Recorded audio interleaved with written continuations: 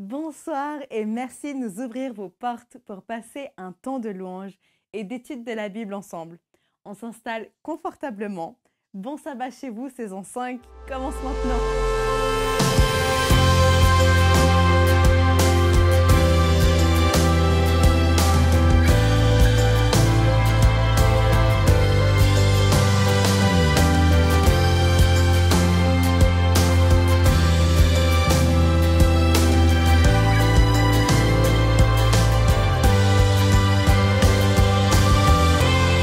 Si vous deviez décrire Dieu en un mot, lequel choisirez-vous?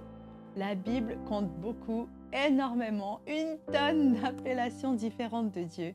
Il est cité comme le Père, El Shaddai, le Seigneur des armées, le Créateur. Moi, ce soir, je dirais que Dieu est un grand visionnaire, un grand sage. En instaurant le sabbat, Dieu nous a offert un jour de repos complet. Il savait que nous aurions besoin de ce temps de pause dans la semaine. Fait que la science a affirmé il n'y a pas si longtemps. Mais Dieu, lui, le savait déjà depuis le début. Alors je crois que nous pouvons donner à Dieu toute notre confiance, qui mérite cette confiance et notre adoration. Et c'est ce que je vous propose de lui offrir pendant les 20 prochaines minutes. C'est parti!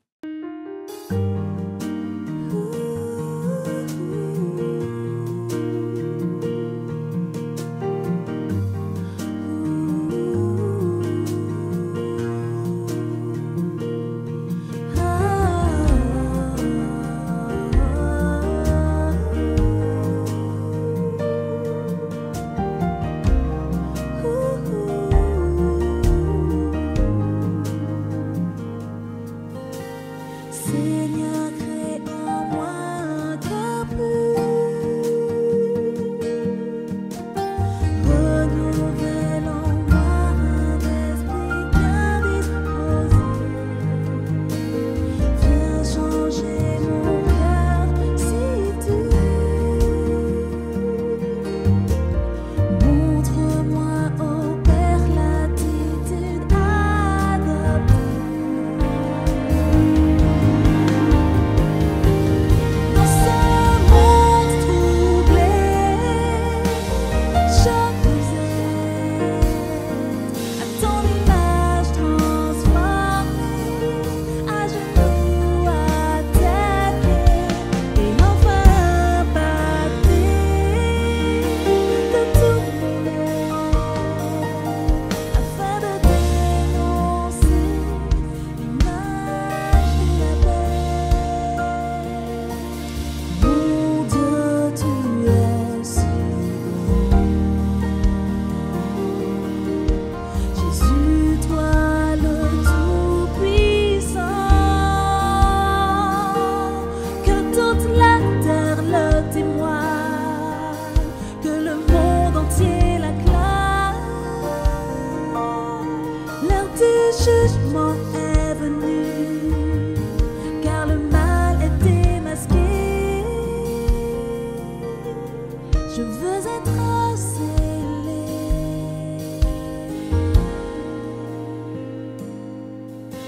de ton sceau.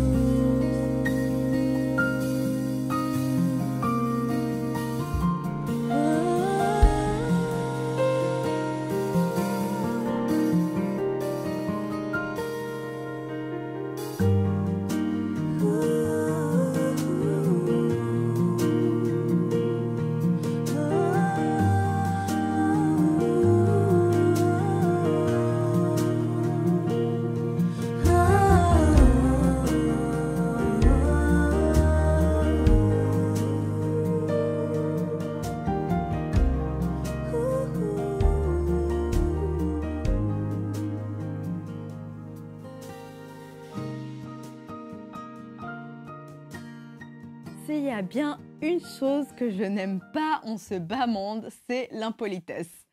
C'est vrai, ce n'est pas très compliqué de dire bonjour, au revoir, s'il vous plaît, merci. C'est l'une des premières choses qu'on nous apprend étant enfant. Mais visiblement, ça prend plus de temps à être assimilé par certains que par d'autres. Combien entrent dans un magasin et font leur demande au guichet sans même dire bonjour au caissier? Pareil, Tout le monde aime recevoir des cadeaux, mais certains ont du mal à remercier pour cela. Certains diront: «Ah, dans mon temps!» Mais c'était déjà le cas à l'époque de Jésus. Comme vous avez pu l'entendre, 10 personnes reçues un immense cadeau qui a vraiment changé leur vie, mais tous n'ont pas remercié Jésus pour cela. Je trouve ça bizarre, moi. Mais au-delà d'une bonne leçon de politesse, nous allons apprendre encore d'autres choses ce soir à travers ce texte qui se trouve dans Luc chapitre 17. Écoutons. Bien le bonsoir et bon sabbat chez vous. On raconte l'histoire de l'abbé Pierre qui un jour avait une urgence à régler. Alors qu'il s'apprêtait à partir, l'histoire nous dit qu'il reçut un coup de fil, un coup de téléphone. Et là, à l'autre bout, il entendit des choses qui étaient dramatiques, des choses qui étaient compliquées, des choses qui étaient problématiques. Et à la fin, il laissa la chose urgente, il fit demi-tour pour aller s'occuper de la chose importante. Je voudrais, avant d'aborder le miracle en lui-même, faire quelques remarques préliminaires. Le mot séméion en grec, qui veut dire miracle, a deux connotations. La première interprétation, c'est le miracle qui est spectaculaire, qui est extraordinaire. Et dans l'inconscient collectif, quand on parle de miracle, on parle aussi vraiment de quelque chose qui s'apparente à la magie. C'est quelque chose de super, de magique. Et l'autre interprétation du mot séméion, ça veut dire signe. C'est-à-dire c'est quelque chose de plus réfléchi, quelque chose de plus tranquille, quelque chose qui est intériorisé, mais qui donne du sens à des situations et aussi à des configurations. L'autre remarque que je souhaiterais faire, c'est que Luc présente un Jésus qui était en mouvement, un Jésus qui occupait l'espace, un Jésus qui faisait route vers Jérusalem.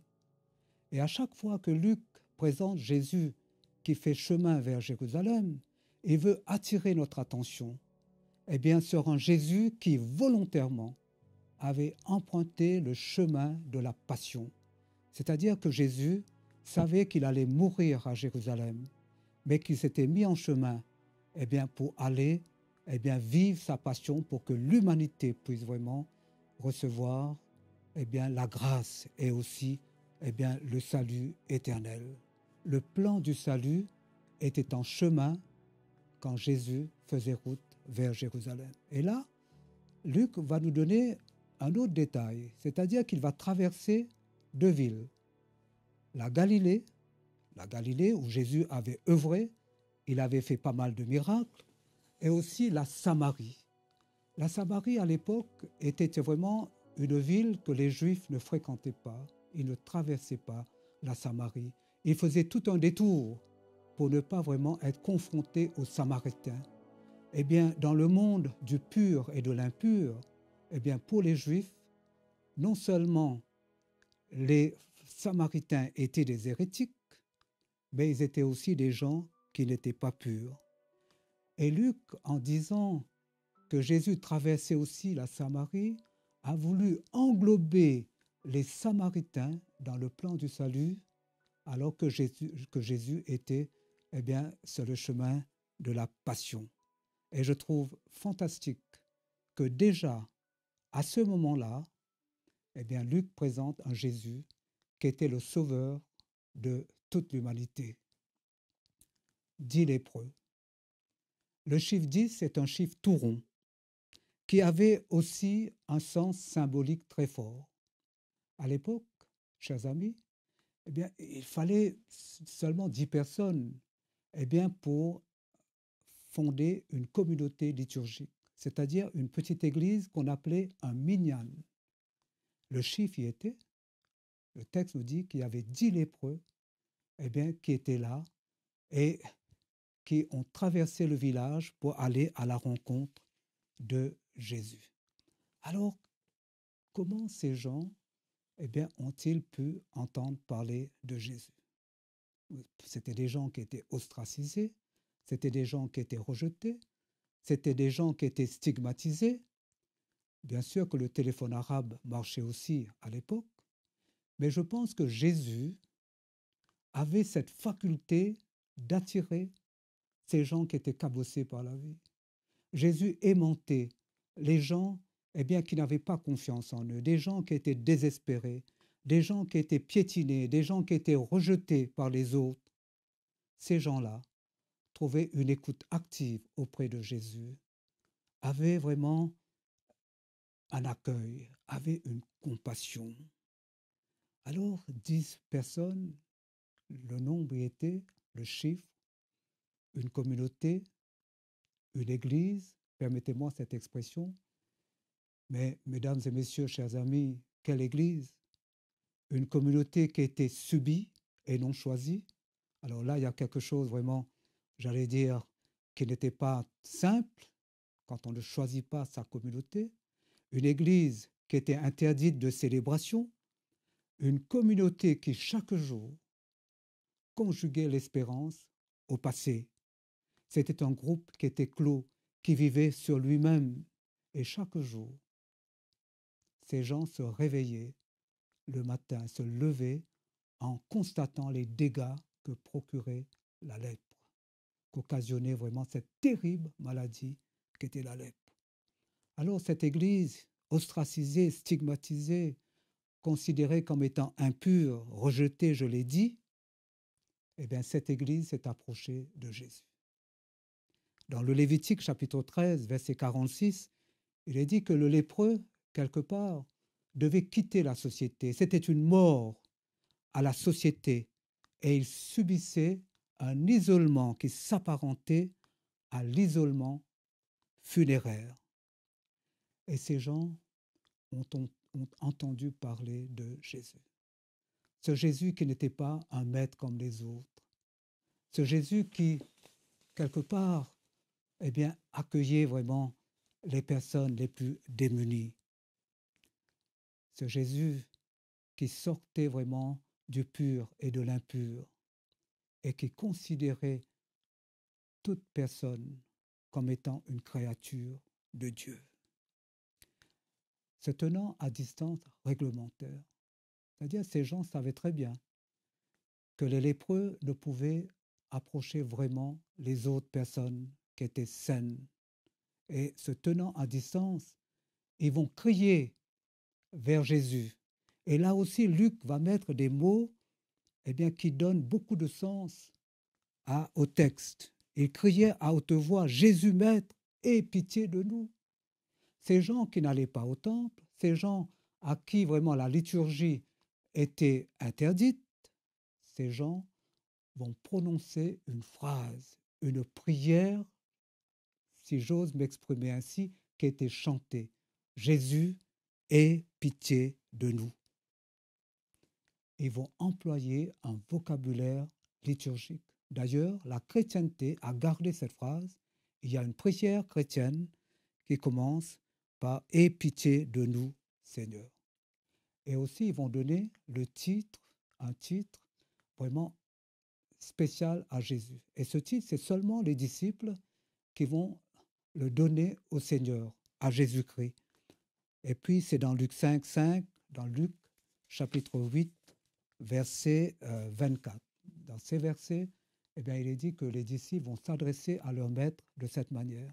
Et là, curieusement, ces 10 lépreux vont s'adresser à Jésus d'une même voix en employant ce vocabulaire liturgique et aussi en donnant à Jésus un titre spécifique. Et Luc va continuer à nous étonner avec les verbes. Un autre verbe, il est dit que Jésus les vit, le verbe voir. Et Luc emploie vraiment un verbe, en grec c'est udon, qui voulait dire que Jésus ne les a pas regardés simplement. Ce n'était pas un regard qui glissait, ce n'était pas quelque chose, j'allais dire, de lapidaire. Ce n'était pas un regard qui glisse. Le mot udon veut dire Jésus les regarda tout au fond, profondément. C'est-à-dire tout au fond de leur âme, tout au fond de leur cœur. C'était un regard qui était pénétrant, un regard de considération et un regard de respect. Et Jésus va leur dire, par rapport à ce qui se pratiquait à l'époque, allez vous montrer au temple, allez vous montrer aux prêtres. Car à l'époque, ce n'était pas les médecins qui donnaient le certificat médical, mais c'était les prêtres qui constataient quand quelqu'un, surtout quand un lépreux était guéri, il allait au temple et c'était le prêtre qui constatait s'il était guéri ou pas, et c'est lui qui donnait un certificat qu'on appelait un certificat sacerdotal. Et puis, imaginez-vous, ces gens, tout d'un coup, ont eu foi dans la parole de Jésus. Les 10 se sont mis en chemin. Je vous disais tout à l'heure que Jésus était quelqu'un qui occupait l'espace. Il y a beaucoup d'espace et aussi beaucoup, il y a beaucoup d'espace vraiment dans ce texte. Et là aussi, on voit que ces gens se sont mis en chemin et les 10, ont cru dans la parole de Jésus, ils ont eu foi et ils sont allés vers le temple. Et le texte nous dit que, avant même d'arriver en chemin, alors qu'ils occupaient cet espace de foi, ils furent guéris, ils sont purifiés. Tout à coup, le récit va basculer avec la réaction de ce Samaritain guéri. Il se regarde. Et là, Luc va employer le même verbe que Jésus a employé quand Jésus les a regardés tout au fond. Luc va dire que ce Samaritain guéri va se regarder tout au fond. Et c'est le même verbe udon. Et c'est vrai que cet homme va se regarder comme jamais il s'était regardé auparavant. Il va se regarder, chers amis, avec les yeux de Jésus. Oui, un regard approfondi, une vision authentique qui dépasse l'apparence. Quand jusque-là, chaque jour, il regardait son apparence. Et là, tout à coup, il va changer vraiment de vision, il va changer de paradigme, il va regarder, il va se regarder. Et tout à coup, il va s'approprier sa propre histoire.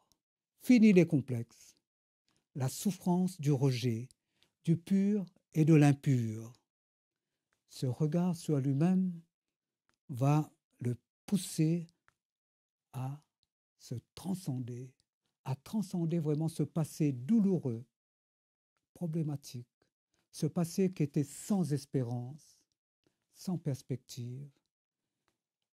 Ce regard sur lui-même va le pousser à écarter les rideaux sur un devenir, sur un avenir qui était tout autre. Ce regard profond qui va bouger sa vision va l'aider vraiment à connaître une métamorphose. Et c'est ce regard qui va aussi provoquer ce demi-tour. Le texte nous dit, il va faire demi-tour. Et le mot qui est utilisé, le verbe upestrefen, veut dire faire demi-tour dans une conversion à Dieu. Et j'aime beaucoup vraiment cette expression pour cet homme. La loi était aussi importante parce que les 9 ne se sont pas retournés. Pour les 9, c'était la loi, c'était vraiment le prêtre, c'était le certificat sacerdotal. Toutes ces choses, tout d'un coup, pour ce Samaritain guéri, n'étaient pas si urgentes que ça, n'étaient pas importantes. Toutes ces choses, c'est-à-dire le temple, le prêtre, le sacrifice qu'on offrait d'après le livre du Lévitique, ces choses sont passées vraiment dans un registre secondaire. Ces choses n'étaient pas périmées, mesdames et messieurs, chers amis, mais ces choses sont devenues secondaires parce que Jésus était là, il était présent pour cet homme. Pour retrouver Jésus, cet homme a dû pendant un moment tourner le dos au temple, à la loi, aux prêtres, aux prescriptions. tout cela viendra après, parce qu'il voulait profiter de ce temps qu'il pouvait passer avec Jésus. Pour les autres choses, il s'était dit en lui-même, j'aurai le temps pour ces choses. Mais pour Jésus, eh bien, j'ai envie que Jésus soit mon essentiel maintenant. Il a découvert quelque chose d'existentiel. Et voilà la raison pour laquelle cet homme va faire demi-tour. Cet homme aussi a découvert autre chose, quelque chose vraiment d'extraordinaire, quelque chose vraiment qui s'apparente à une foi solide, ancrée, une foi eh bien, qui était réfléchie. Il a découvert que le véritable temple n'était pas le temple vers lequel les 9 autres ont couru, que le véritable temple, c'était Jésus. D'ailleurs, Jésus avait dit, détruisez ce temple, je le rebâtirai en 3 jours, après 3 jours. Deuxième chose qu'il avait découverte, c'est que le prêtre, le sacrificateur, n'était pas là-bas où les autres sont allés, mais que le véritable souverain sacrificateur était Jésus, qui était là tout près de lui, Jésus de Nazareth. Le sacrifice que préconisait la loi, quand quelqu'un était guéri, il offrait vraiment un sacrifice. Ce sacrifice, lui, il a découvert que le véritable sacrifice, l'agneau de Dieu qui ôte et qui porte le péché du monde, c'était Jésus qui était là tout près de lui. Et voilà, chers amis, pourquoi le texte nous dit qu'il va devenir le prochain de Jésus. Il va s'approcher et il va se jeter aux pieds de Jésus dans une prosternation et il va glorifier Dieu à haute voix parce que tous ces éléments réunis ont provoqué une liturgie, une glorification, une prière, des chants de louange par rapport à ce Jésus qu'il avait découvert. Ta foi t'a sauvé, va lui dire Jésus. Le mot glorification est apparenté au mot Eucharistie. Tout d'un coup, chers amis, cet homme, ce Samaritain, celui qui était déconsidéré à l'époque, quand il a vu eh bien, qu'il avait vraiment connu une transformation, ce Samaritain qui était déconsidéré à l'époque, quelqu'un qui était un faux frère, d'après les Juifs, quelqu'un qui était un hérétique, quelqu'un eh bien, qui était ostracisé, va rendre gloire à Jésus, à tel point que Jésus va lui dire, relève-toi, car ta foi t'a sauvé.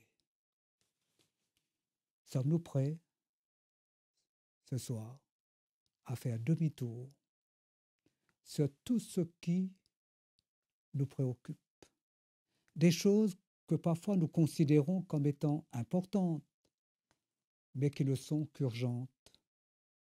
Sommes-nous prêts à sortir vraiment de nos zones de confort, à lâcher prise et aussi à faire demi-tour pour aller à la rencontre de l'existentiel, pour ne pas dire à l'essentiel? Sommes-nous prêts vraiment à nous regarder avec les yeux de Jésus pour sortir parfois de certains schémas toxiques, de certains sentiers battus, d'une certaine routine, des choses vraiment qui nous mangent toute notre vie, qui nous mangent notre temps, notre énergie, pour vraiment faire demi-tour et aller à la rencontre de Jésus, qui est l'agneau de Dieu qui ôte les péchés du monde, et celui eh bien, qui nous regarde comme personne d'autre nous a regardés. Ce que je souhaite pour chacun d'entre nous, c'est que nous puissions vraiment avoir cette introspection, avoir cette vision des choses profondes, pour que vraiment nous puissions connaître une véritable conversion.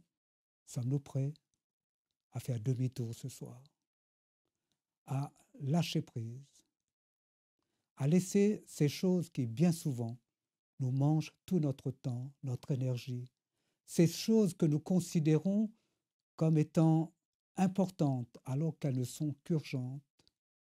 Est-ce que ce soir, l'Esprit de Dieu va nous pousser à faire demi-tour pour aller tutoyer les choses essentielles, existentielles, c'est-à-dire cette relation intense, cette vision des profondeurs par rapport à Jésus, notre Seigneur?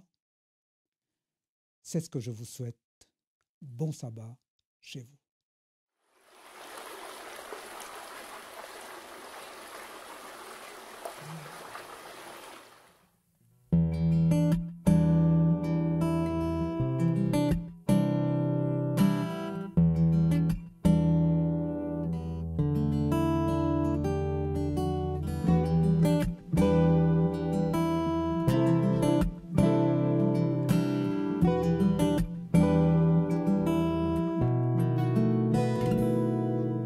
Plonge-moi dans ta rivière d'amour.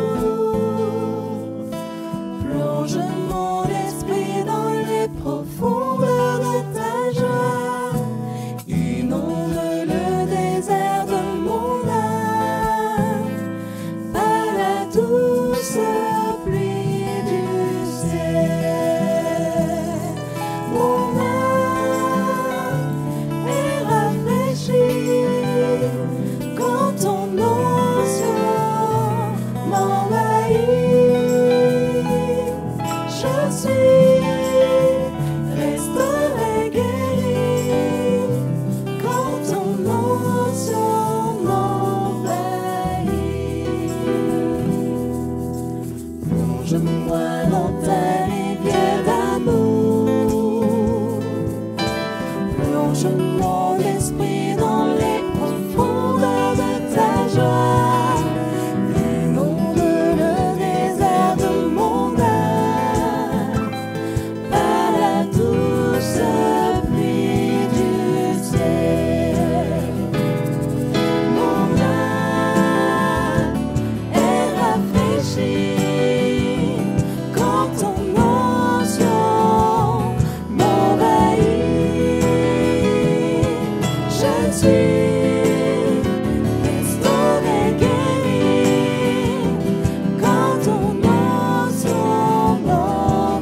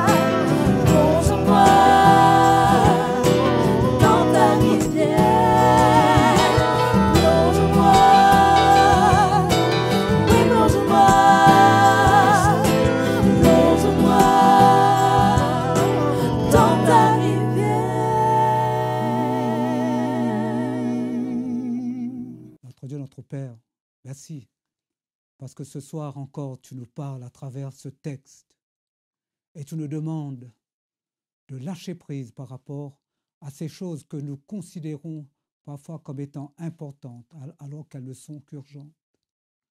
Aide-nous vraiment à aller à l'essentiel. Aide-nous à faire demi-tour sur tous ces chemins pour emprunter le chemin sur lequel se trouve Jésus-Christ notre Seigneur. Que vraiment son règne soit dans nos cœurs, dans nos vies, que sa volonté se fasse dans notre quotidien et surtout que nous puissions nous regarder comme jamais nous nous sommes regardés jusqu'à maintenant. C'est-à-dire sortir de nos complexes, sortir, et bien sûr, ces situations qui sont figées pour aller à la rencontre de Jésus et le glorifier à haute voix. Que le Seigneur puisse vivre dans chacune de nos vies. Amen. Pour rester dans le thème ce soir, faites une liste de toutes les choses pour lesquelles vous pouvez dire merci à Dieu. Et à votre entourage aussi. Dire merci, ça fait du bien à ceux qui l'entendent, mais à ceux qui le disent également. Moi, je vous dis un grand merci sincère pour votre présence. Je vous donne rendez-vous la semaine prochaine pour parler d'une autre guérison qui nous apporte de nouveau, on va parler au futur, de nouveau des précieux conseils pour notre vie. D'ici là, un bon sabbat chez vous.